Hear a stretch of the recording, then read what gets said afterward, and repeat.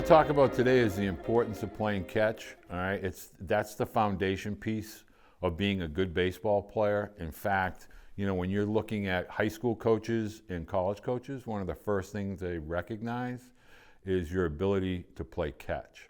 So if we think about it at its basic form, everything that you're doing on defense really relies heavily upon your ability to play catch properly, throw accurately to your throwing partner. So when we start to get warmed up for our baseball game or practice, one of the first things we want to kind of get our arm prepared to do is to not only throw a baseball, but to throw it accurately.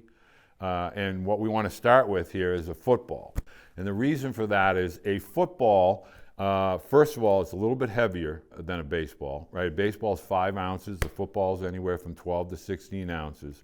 But if I asked you, Anthony, if you could tell me a baseball player that's had Tommy John surgery, could you rattle somebody off?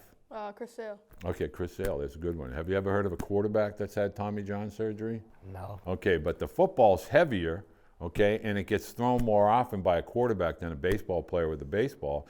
And the reason for that is a football gives us feedback. So when we throw a football, if I throw a football to you, Anthony, and I kind of do that action there, I know I didn't throw it properly, okay? And so the whole purpose of the shape of the football is we want to try to throw a spiral, okay? And so it requires us naturally to learn how to get our elbow to lead our wrist and our wrist to lead the fingers.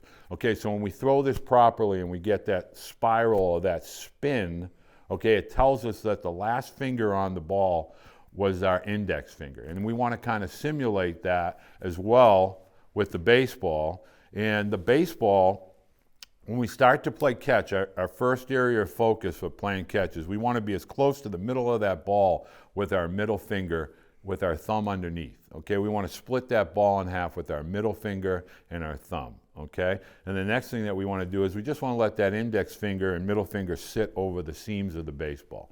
All right, so that's our first thing.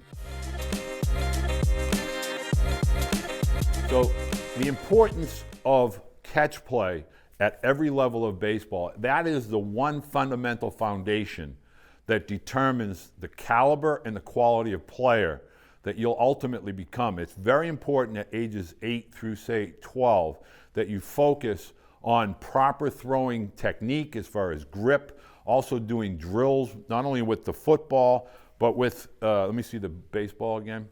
So if you have a softball, your softball is going to be bigger in diameter and you're going to put that in your hand, you're not going to be able to use the 2 fingers. It's okay, but what you want to learn with the softball is because of the bigger diameter, your body is going to hold on to that ball a little bit longer and stay behind the ball. So the more that you integrate footballs and softballs into your catch play, you're going to be teaching your body how to properly throw utilizing your entire body. So we don't want to throw with just our arm. We want to be able to incorporate our whole body, and we want to utilize the ground.